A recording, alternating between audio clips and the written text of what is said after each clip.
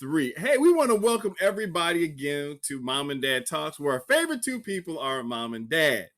And today we're going to make it kind of light today. We're going to start talking about the weather. What? Why are you talking about the weather? Well, there's a reason for that. I was just walking outside in my short sleeves and my shorts today, and it was like a summer day, early summer, right? Where I live. Mom and Dad, can you tell us, could you walk out in shorts and a t-shirt where you live today?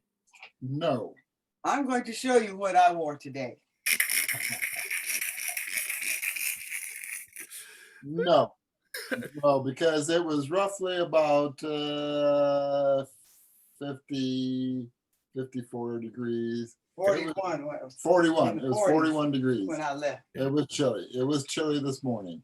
Ooh. This is what your mama wore. And look at that nice fur. She was warm today, folks. She was looking fashionable. That's a pretty mom right there. Yeah, that fur is about how old? 34 years. 30 or 40 years old. Yeah, nice coat. Sorry for the P. But she looks good in it. Yeah, she looked real good in it, Mom. Real good. And it's warm too. It is very warm. Yeah, it's very warm. Yeah, so I mean, so that's our weather. Somebody asked me how many animals did it take to make it. Well, you know, for all those people that like animals, sorry about that. But you know, good on my mom, and I love you, Mom, dearly. So I'll tell them it's better to wear the animals than to eat the animals. Okay, she's a vegetarian, folks. Just want to let you know that.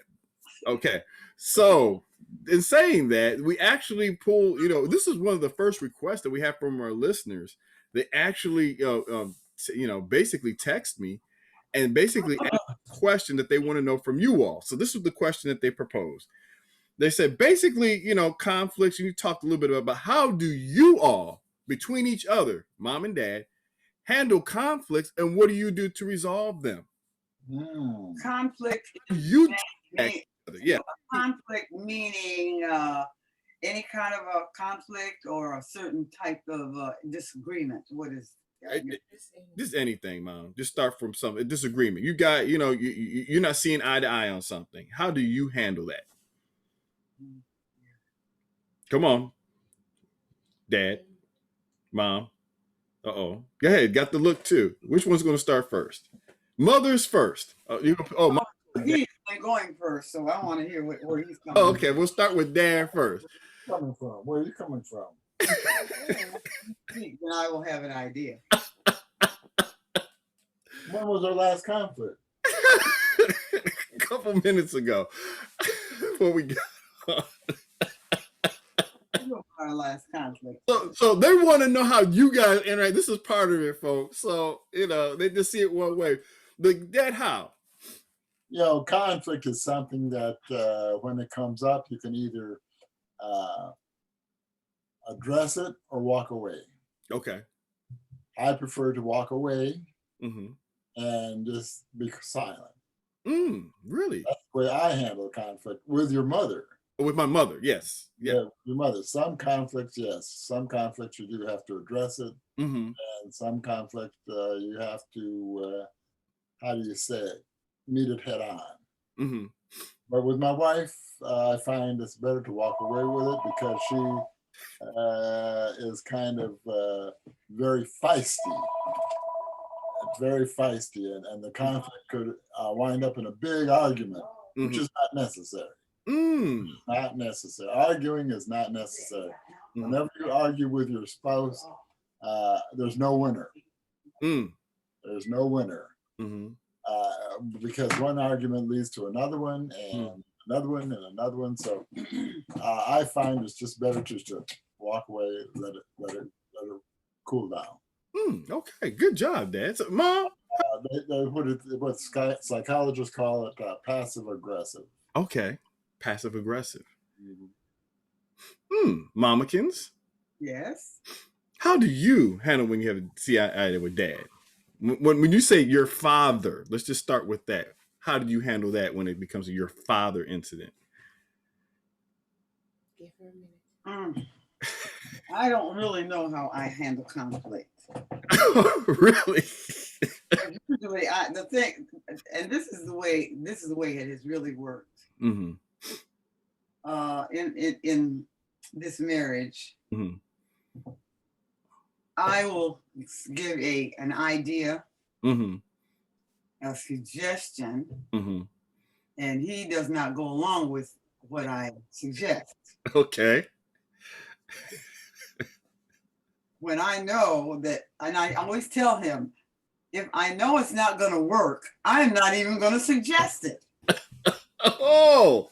Okay. So, believe me, when I say something, I am positive about what I am telling you and what I am saying. So don't doubt me. Mhm. Are you sure?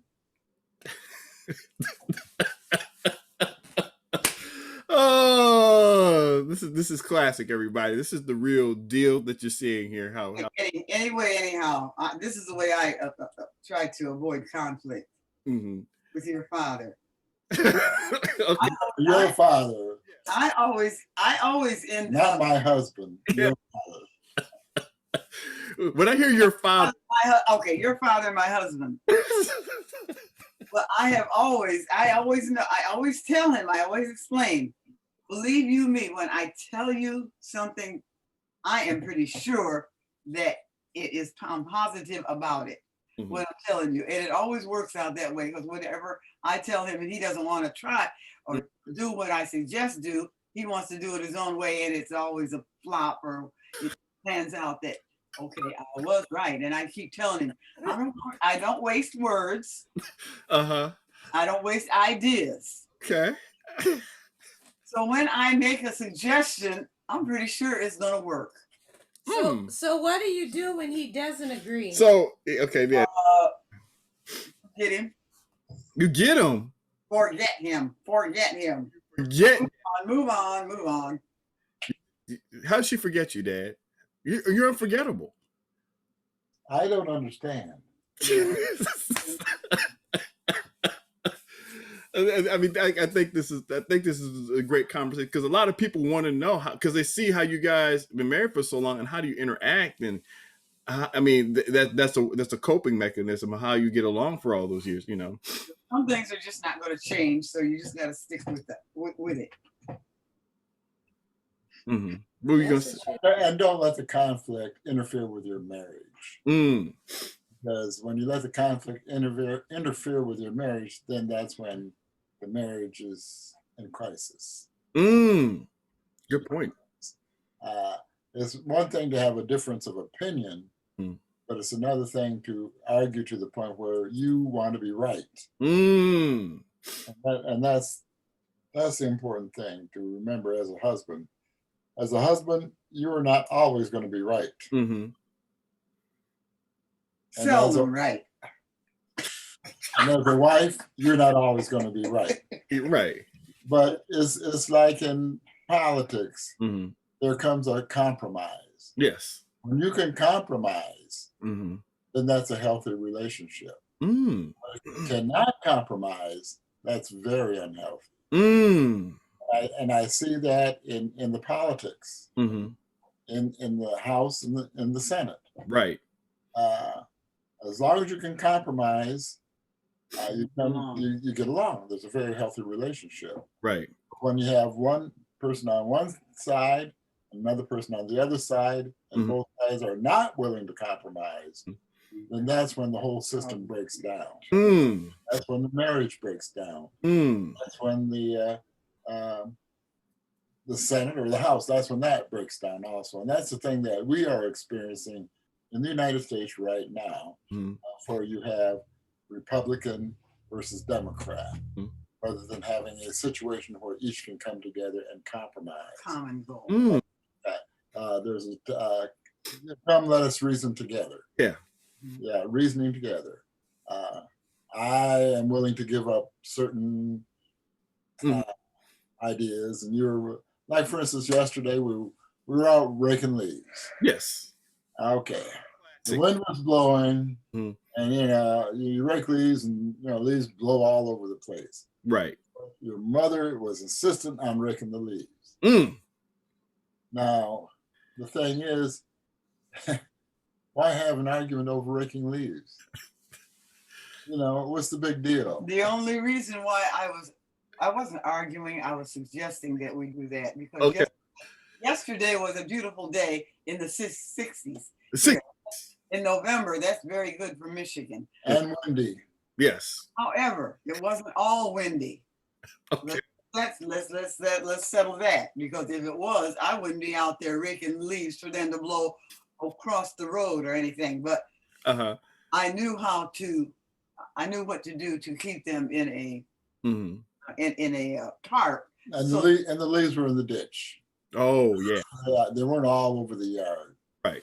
So it wasn't a big amount of leaves. But you still had to blow it out, and it just blows all over the place.